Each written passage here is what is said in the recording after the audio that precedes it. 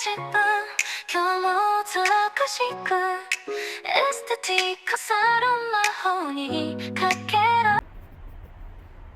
Сайн байцгаана уу? За би өнөөдөр хүүхдэд цэцэрлэгт нь явахад юу бэлдэх тухай бас энэ цэцэрлэгээ яаж болсон тухай яриа гэж бодлоо.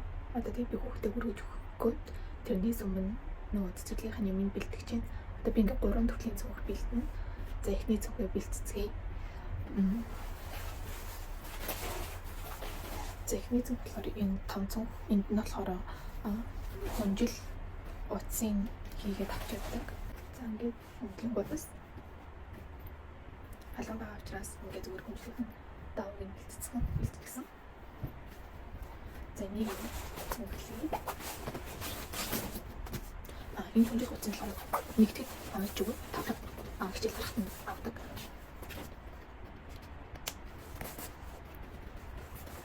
За ингээд хөндлөл утсын бэлтгэсэн.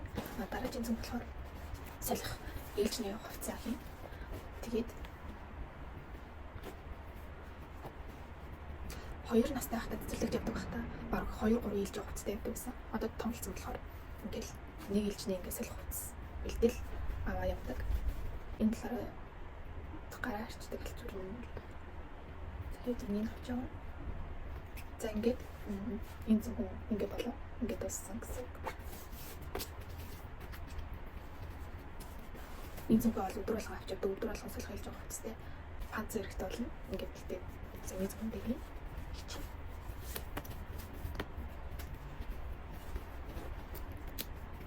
За ингээд энэ зөвхөн болоо. Энийг бол өдөр болгон авч явдаг.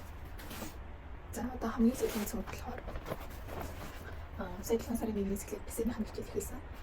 Тэгээд писэний ханах хичээл хийх гэсэн. Нарсан хуцын энэ нотнд нь хийгээд тэгээд цаагаад авдаг. Энэ сарын нотнд байнгын зөвхөн хийх гэдэг. За ингээд тэгээд үзээж бие алчуур.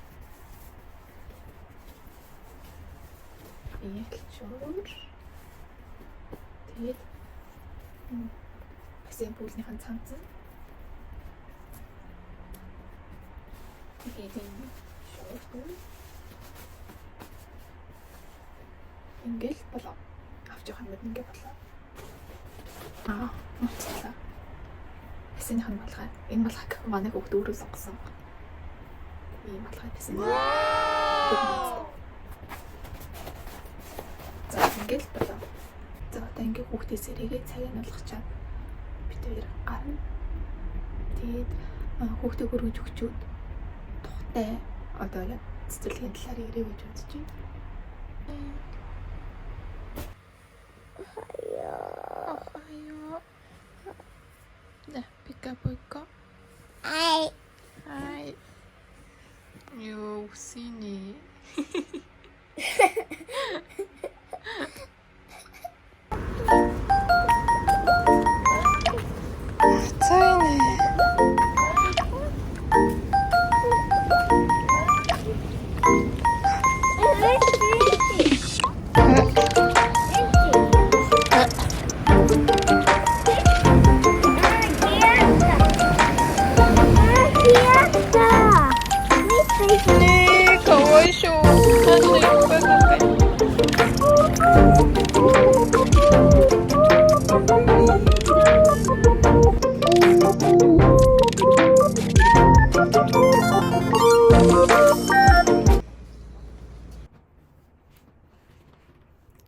За цэцэгийг хөргөж өгч сая түрүүгээ орж ирлээ. Хайлж урс хаалжглаа.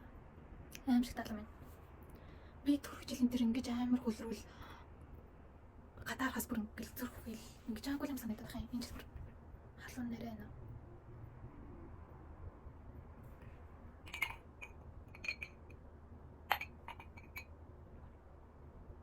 За цэцэрлэгийн хувьд гэх юм бол Японд Хоёгуэн, Йочингийн 2 төрлийн цэцэрлэг байдаг. Йочин болохоор сургуулийн өмнөх боловсрол олгодог. Тэгээ харах цаг нь богино байт юм шиг үлээ. Хоёгуэн болохоор яг Монгол цэцэрлэгтэй адилхан үлэнээс арай хүртэл цэцэрлэгээр өмнө нь тоглоно холно гэд яг адилхан. Тэгээ манай хүүхд болохоор хувийн Хоёгуэн гэдэг байхгүй юу? Анх 20 оны 11 сард ирээд тэгээ ирчээд хүүхдээ шууд цэцэрлэг төгөхгүй дөрөв дээр очиад цэцэрлэгийн талаар асуужсэн чинь заавал аав ээж нь хоёулаа ажил хийдэг байх хэвээр гэж хэлжсэн. Тэгээд ирээд удаагүй байжсэн болохоор Японогүй. Тэгээд дээрэс нь хэлхэн юм мэдээж ажил олдохгүй. Тэгээд эхний жил бол хүүхдээ ингээл гэртээ хараад ингээл яг ингээд жоохон Японд тасах маягийн болчоод дараа нь хүүхдээ цэцэрлэгт өгч яг болох байсан баг л та. Гэтэ би ерөөсөө тэг цаг алдахыг хүсээгүй. Хурдан шил хүүхдээ ингээл Японы нийгэм рүү оруулаад тасгаал хэл хордын Японоор ингээл хэлд оруулаад ингээ ер нь л ингээд цаг алдмааргүй санагдаад ерөөсөө эрчтэй ингээл зогсолтгүй л цэцэрлэг хайсан би дуруу. Тэгээд шууд улсын цэцэрлэг ингээд боломжгүй болчихор нь хувийн цэцэрлэгүүд зүгээр судалж үзсэн. Жохон өндөр төлбөртэй хэцүүлээ нах гэж бодсон л таа. Гэтэ бодсноос төлбөр нь бол тийм амар өндөр байгаагүй, төлж чадхаар төлбөр байсан. Тэгээд гэр аваараа явж агаад нэг бодол яваад очичоор тийм цэцэрлэг болсон л тоо. Тэгээд тэр цэцэрлэг нь 7-оос орой 21 цаг хүртэл харж өгдөг. 0-оос 12 насны бүх хүүхдүүд байдаг.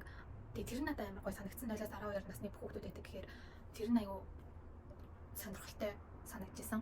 Тэгээд 0-оос 5 нас хүртэл нь болохоор мэдээ цэцэрлэгийн яг журмаар өглөөнөөс орой хүртэл хараал ингээл яг бүтэн өдржингүүд цэцэрлэгтэй өнгөрөн 6-аас 12 нь болохоор хичээлээ тараад өдөр өнжүүлэх зорилгоор ирдэм билээ. Тэгээд тэр үед төлбөр нь болохоор 0-оос 2 наснууд нь 4 маань. Тэгээ 3-аас 5 нас болохоор 18,000 yen гэд болж исэн. Тэгээд манай хүүхд 2 настайд явж исэн болохоор 4,000 сар болгон 4,000 төлөөд тэг хичээлийн бэлтгэл гэх юм бол зөвхөн хүнжил гоцын. Тэг өдөр болгон мэдээж хүүхдийн солих хувцас. Тэгээ хормогч хоол идэх зүдэг хормогч. Тэгээ памперс хэрэглэдэг бол памперс өгөөд бас үгийн бэлтэж ирээрэй гэжсэн. Тэр үед манай хүүхд памперснаас гарцсан байсан. Тэгээд солих хувцсыг хүнжил гоцын л бэлтэж өгч явуулж исэн. Өөр ямар нэгэн одоо Монгол бэлтгэх шиг хичээлийн мэрэл ариун цэврийн тийм юу гэл тиймэрхүү юмнууд маань биднээс аваагүй. Тэр цэцэрлэг нь өглөө 7-оос 21 цаг хүртэл харж өгнө гэдгийг сонсчоод би тэгвэл би хэлний бэлтгэлд яваад тэгээ орой 21 цаг хүртэл ингээд тараад шууд ажил хийгээд ингээд явах юм бол ер нь боломжтой байна гэж бодсон л доо. Тэгсэн чинь миний төлбөр сар болгоно одоо хэлний бэлтгэлийн төлбөр нь сар болгоно бас мөнгө төлнө. Тэгээ дээрэс нь хүүхдийн цэцэрлэгийн мөнгө гэж бас мөнгө төлнө гэж ер нь яг нөхрийн ганц хүний цалингаар ерөөсөө болохооргүйсэн. Тэгээд хэлний бэлтгэл 1 сар сууж агаад шууд хэлний бэлтгэлээ байлаад зүгээр ажил хийгээд ингээ хүүхдийн цэцэрлэгийн төлбөрийг төлөөд ямар ч зүйл эхлээд хүүхдээ ингээд хэлд оруулъя. Одоо монголоор хэлд орохоос өмнө юу юугүй л ингээл би хордон японоор хэлд оруулах гал ингээл яарал байсан л та. Тэгээд юугээ байлаад би өөрөө хэлнийхээ бэлтгэлийг байлаад тэгээд ажил хийгээд хүүхдгээ ингээд төлбөрийг төлөөд яг энэ цэцэрлэгтээ жил гараа явсан. Тэгээд жил гараа явж агаад бүр ингээд яагаад ч миний хэл сайжрахгүйсэн л та. Тэгээд шууд ер нь хэлний бэлтгэл зураад тэг хэлгүй хүнд чинь угаасаа ажлын олж байгаа ажилд нь уйлдвэр гэл ер нь л одоо хар гэх юм уу хэцүү тийм ажил хэл олж байгаа юм чинь. Тэгээд шууд ээж аваасаа гуйгаад ингээд хэлний сургуулийн маань төгсөх хүртэл ингээд хүүхдээ маань хараад өгөөжээ гэж ээж аваас гуйгаад хүүхдээ Монгол буцаахаар болсон. Тэгээд энэ бол амар том шийдвэр байсан. Тэгээд цэцэрлэгт нэг жил сургачаад буцаагаад Монгол руу явуулаад тэгээд хүүхдгээ буцааж явуулчаад би өөрөө хэлний бэлтгэл зураад яг миний виз нөгөө нэг сурах виз биш гэр бүлийн виз байсан болохоор би яг жил сураад Японд төгссөн. Тэгээ сая өнгөрсөн сая 3 сард би Японд төгссөн л дөө. Тэгээ 10 сард нь одоо яг хүүгийн маань визний хугацаа дуусгалаад тэгээ визний хугацаа дуусгаас өмнө заавал буцаж Японд орж ирэхгүй визэн тэр чигээр ингээд цуцлагдаад бүр дахиад бүр шинээр виз мэдүүлдэг гэд сонсчоод 10 сард үгээ авчрахаа буцаагаад авчрахаар болсон. Тэгээд яана одоо ингээд 10 сард авчирчаад тэгээд энэ тийч н одоо цэцэрлэгийн аяг бол 4 сараас шинжилгээс эхэлж авахаа. Тэгээд дээрээс нь би 3 сар төгсөн одоо яана гэл нэлийн санаа зовж исэн. Тэгээд өмнөх цэцэрлэг рүү нэг ч гэсэн холбоо барьсан. Одоо ингээд цэцэрлэг ингээ 10 сард ирэх гэж байгаа. Тэгээд ингээд буцаагаад ингээд цэцэрлэгт ингээд таны цэцэрлэгт нөгмөр байна гэсэн чи багш нар нь айгүй ингээд гоёор хүлээж авсан. Өө тэг тэгвэл ингээд бид нар хүлээж яа ихээр ингээд цэцэрлэгт нь оруулаарай гэд. Тэгээд санаа амарч юм чи ёо ашгүй дээ.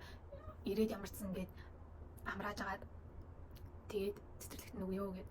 Тэгээд цэцэрлэг 10 сард ирээд 11 сараас нь 11 сар цэцэрлэгт нь очиж уулзаад шууд цэцэрлэгт нь өгсөн. Тэгээд энэ тахта нөө хэлт арай орж амжаагүй байж байгаа буцсан. Тэгээ буцахдаа буцаад ингээд ирсэн чинь Монгол хэл нь амар сайн болцсон ирсэн. Тэгээ багш нар нь бас сая юу ч гэсэн аваад үзье.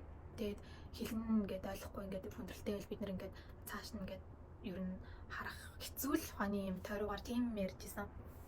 Буцаад цэцэрлэгтээ явахдаа хэлэн бүр өмнөх өмнөхөөсөө илүү хурдан сайжирсан. Яг одоо 100% Япон хүмүүс ингээл 100% ярихгүй ч гэсэн ер нь бол маш сайн ойлгодог, хичээж ярьж байгаа. Тэгээд цэцэрлэгтээ аюу хурдан тассан болохоор цэцэрлэгийн ч гэсэн ер нь цаашдаа ингээд үргэлжлүүлээ харж өгөхөр болсон. Эх жилийн 4 сард манай нэгдүгээр ангид орно. Тэгээд нэгдүгээр ангид төгсөөд энийг өдөр өнжүүлэлт үргэлжлүүлээд явна. Энэ цэцэрлэгтээ ер нь бол 12 нас хүртэл ямар ч ингээд байнгын цэцэрлэгтэйгээ байна гэж бодож байгаа. Сайн тал даваа тал бол маш олон байгаа. Хүүхдийг хизээж ингэж хүчилж энийг хийх ёстой гэж бүр ингэж одоо юу гэх юм бэ ингэж хүсгүй байгаа ямыг нь хүчээр ерөөсөө хийлэгдэхгүй. Дуртай юмар нь холбоож ингэж тоглуулж юмыг аягүй их зааж өгөх юм санагдсан. Хичээлхэн хөтөлбөр бас аягүй хөргөн. Сарын хөтөлбөрөд нь өмнөх сард нь гардаг. Тэгээ сард нэг удаа хоолны хичээл гэж ордог. Хоолны хичээл дээрээ кек одоо хийхэд амархан куки хоолнууд өөрсдөө ер нь хийлээ тийм билээ. Хөгжмийн хичээл гэж ордог. Англи хэлний хичээл гэж ордог. Морин унах хичээл гэж асуурдаг. Энэ аягүй хөргөн бөөнөрөө цэцэрлэгээсээ жоохон зайдуу хажуудлын хот руу явж морин унцаад юм билээ. Тэгээд амтны хичээл гэх юм уу, амтантай танилцах өдөр ч юм уу нэг тийм бас өдөр байдаг. Тэр нь болохоор цэцэрлэгийнх нь 2 давхар цаг цэцэрлэгийг нь тийм жижигвэр жижиг амтнуудын тийм үзүүлэн гэх юм уу тийм газар байдаг. Тэрнгээр нь дамжуулаад хүүхдүүдтэй амтантай яаж ярьцах, амтан хайрлах гэд юмнуудыг сургадаг. Тэг хүүхэн штеп ямар ч амтныг аягүй хайрладаг. Тэг энэ амт ийм мэддэг гэдгийг аягүй сайн мэддэг. Мэдцэгээс амтны талаар аягүй хэм сурдаг. Тэг анх хүүхдийн цэцэрлэгт явж байхад нь яг юу сураад байгааг нь мэдгүй. Би өөрөө ч багш нартай яриад ойлголцдоггүй. Тэр үед коронавитой үе байсан болохоор цэцэрлэг нь ингэж ийш тийшээ авч явдаггүй. Бас ийм аппликейшн цэцэрлэгийн аппликейшн гэж бас байгаагүй. Тэгээ сая энэ жил болохоор аппликейшнтай болсон байлээ. Хичээлүүдийнх нь одоо хуваар биш ээ. Ордог хичээлүүд нь бүр хөргөн болсон байсан. Тэгээд анх би 7 хоногт 28 цаг л ажиллах хэрэгтэй. Тэгэл 28 цагтаас тултал ажиллахгүй штэ. Хүүхэд өвдөн. Тэгэл хүүхэд харах хөнгө болол ингээл амарна гэл 7 хоногт нэг 3 өдөр л ажилладаг байсан. Тэгээд сараас үл цалингаа авангууд чинь яг талан цэцэгийн төлбөрт нь явцдаг байсан. Тэгэл яа цэцэгийн төлбөргүй цэцэрлэгт явдаг байсан бол энэ цалин ингээл би бүгдийг өөрөө ингээл авах байсан байна гэж тухайн үедээ тэгэж айгуух боддог байсан. Тэгэл сурж ирж байгаа юмнуудыг хараад цэцэрлэг дээр нь очиод юу хийж байгааг ингээд харангууд бүр ингээд өөрөө айгүй их бахархдаг байсан. За ингээл хүний нутагт ирээл хүүгээ ийм ундаг хүн болгож ийм их гоё юм сурахт нь би маш амар том хөрөнгө оруулж байгаа байна гэд тэгэж аягүй их боддог. Ер нь одоо ч гэсэн тэгэж боддог. Сар болгон би төлбөрийн төлөختөө хүүхэд төлбөрийг төлөх байгаа шүү. Хүүгээ ингэж ийм хөөрхөн юм сургаж байгаа шүү гэд аягүй их тэгэж аягүй ажиргалтай гэх юм уу? Аягүй гоё яадаг. Тэгээ энэ цэцэрлэгийн ачаар яг үндэ би ч гэсэн маш их юм сурж байгаа. Хүүдээ санаа зовлтгүй ажил хийж чадж байгаа. Хүүдээ санаа зовлтгүйгээр би өөрийнхөө өгсөн сургуулиар сурч чадж байгаа.